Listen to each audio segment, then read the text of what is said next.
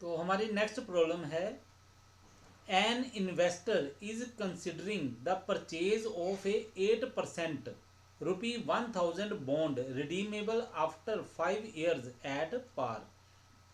तो क्या बोल रहे हैं कि कोई व्यक्ति है, निवेश करता है, तो वो क्या सोच रहा है, उसने सोचा है कि मैं एक 8% का बॉन्ड खरीदूंगा जिसकी कीमत है 1000 रुपया, और ये रिडीम होगा 5 वर्ष के बाद एट पार, यानी कि जितने का खरीदा है उतने ही पैसे वापस मिलेंगे।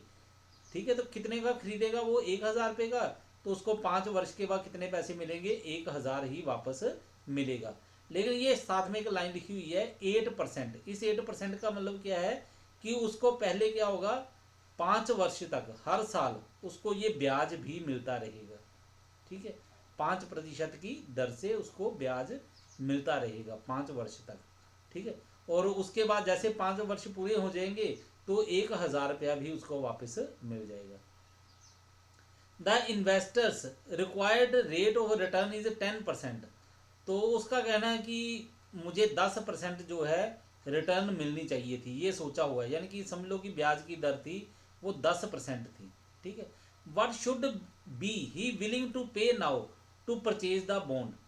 तो कहते हैं उसकी जो इच्छा है या उसको क्या चाहिए कि वो कितने पैसे इस समय दे दे ताकि वो ये वाला बॉन्ड जो है वो खरीद ले।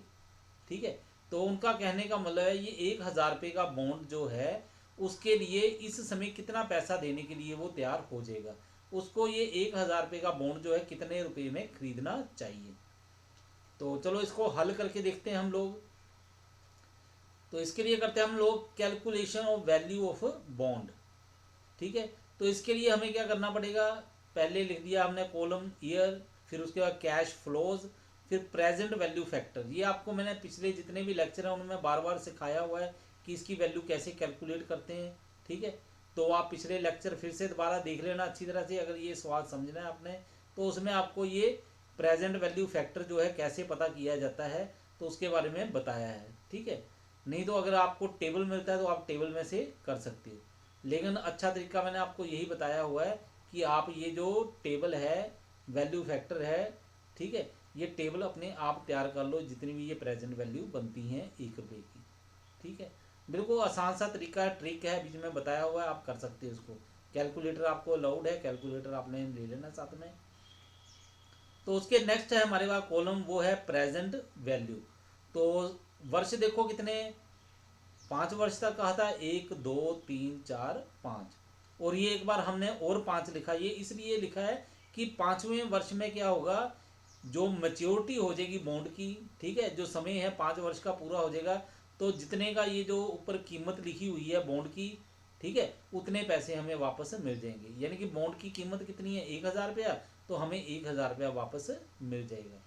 ठीक है, अब क्वेश्चन में उन्होंने यही पूछा हुआ है कि उसको इस समय कितने पैसे देके वो बॉन्ड खरीदना चाहिए। ठीक है, तो प्रेजेंट वैल्यू फैक्टर यानी कि उसका जो रेट ऑफ इंटरेस्ट उसने अपने मन में सोचा हुआ है वो कितना होना चाहिए, वो चाहता है कि 10% होना चाहिए ब्याज।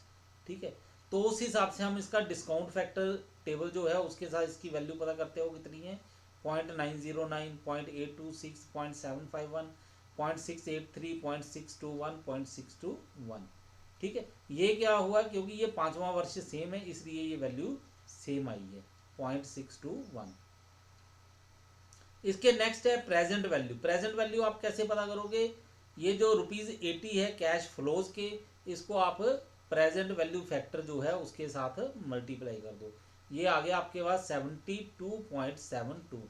इसी प्रकार अब 80 को आप मल्टीप्लाई करो 0.826 के साथ, आपके पास आ जाएगा 66.08। अब इस 80 को मल्टीप्लाई करो 0.751 के साथ, आपके पास आ जाएगा 60.08। अब इस 80 को मल्टीप्लाई करो 0.683 के साथ, आपके पास आ जाएगा 54.64। अब 80 को मल्टीप्लाई करो 0.621 के साथ, ये आ जाएगा 49.68। ठीक है, तो ये 5 वर्ष तक इतना जो पैसा है हमें मिलता रहेगा। ठीक है, हमें का मतलब है ये जो व्यक्ति पैसे इन्वेस्ट करने जा रहा है उसको, निवेश करता वो।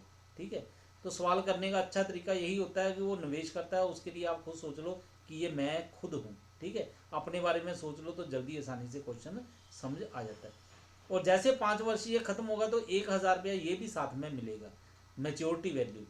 ठीक है, तो ये आप मल्टीप्लाई कर लो, मल्टीप्लाई करके आपके पास ये आ गया। इन सभी को आप प्लस करके देखो तो ये आपके पास आ जाएगा 924 रुपये 20 पैसे, ₹924.20। तो ये क्या आ गई, total present value of cash flows. तो यानी कि उसको कितने पैसे देके ये खरीदने के लिए तैयार रहना चाहिए, वो ये अमाउंट है 924 रुपये 20 पैसे। यानी कि अगर वो उसको ये जो उसने एक्सपेक्टेशन रखी हुई है, ठीक है, कि मुझे इतना रेट ऑफ रिटर्न मिलना चाहिए, तो उस हिसाब से ये बॉन्ड जो है 1,000 रुपये का उसको 924 रुपये में ही खरीदना चाहिए। इससे अगर ज़्यादा पैसे देगा, वो ज़्यादा अमाउंट देगा, ठीक है, तो उसकी एक्सपेक्टेशन जो है वो पूरी नहीं होगी। अब ये क्वेश्चन है, इसको आप इस तरह से भी कर सकते हो, using NOT discount factor table. ये टेबल भी आपको मैंने सिखाया हुआ है कैसे बनाते हैं। आप वहाँ पे ट्रिक जो बनी हुई है, छोट ट्रिक, उसमें आप जाके इस लेक्चर को देख सकते हो। ठीक है, नहीं तो आपके पास क्या होगा, टेबल अगर आपको प्रोवाइड हो जाएगा पेपर में तो आप टेबल में से देख के आप तैयार कर सकते हो। ठीक है, तो ये फार्मूला बना हुआ है। ठीक है, फार्मूला देख लो। अब इस फार्मूले का मतलब क्या है, ये मैंने लिख दिया। ये देखो, VD इसका मतलब है वैल्यू ऑफ डेट और बॉन्ड, R का मतलब है रेट ऑफ इंटरेस्ट, यहाँ पे R का मतलब होगा टोटल अमाउंट जो है। ठीक है, इंटरेस्ट की अमाउंट जो बनती है वो। ठीक है, यानी कि हर साल इंटरेस्ट कितना बनेगा, वो ये वाली अमाउंट है। M का मतलब है मैच्योरिटी वैल्यू ऑफ बॉन्ड, कि 5 वर्ष पूरे होने के बाद बॉन्ड के कितने पैसे मिलेंगे।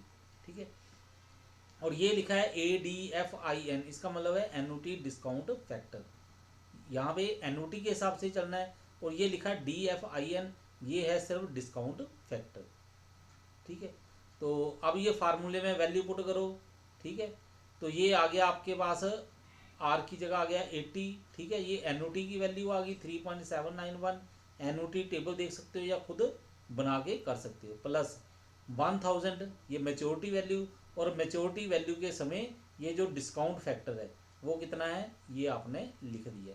ठीक है, यहाँ पे एनओटी नहीं लिखोगे, एनओटी यहाँ पे लिखोगे, क्योंकि 80 रुपये जो है 5 वर्ष तक लगातार मिलते रहेंगे। ठीक है, 80 80 80 80 80 करके। ठीक है, और ये 1,000 एक बार ही मिलेगा, इसलिए हमने यहाँ पे डिस्काउंट फैक्टर लगाया है 0.621। ठीक है, यहाँ पे एनओटी वाला नहीं लगाएंगे। तो इसको सोल्व कर लो। ठीक है, तो ये इसको मल्टीप्लाई करोगे, ये आ जाएगा 303.28, प्लस इसको मल्टीप्लाई करोगे, ये आ जाएगा 621। तो वैल्यू आ गई आपके पास ₹924.28।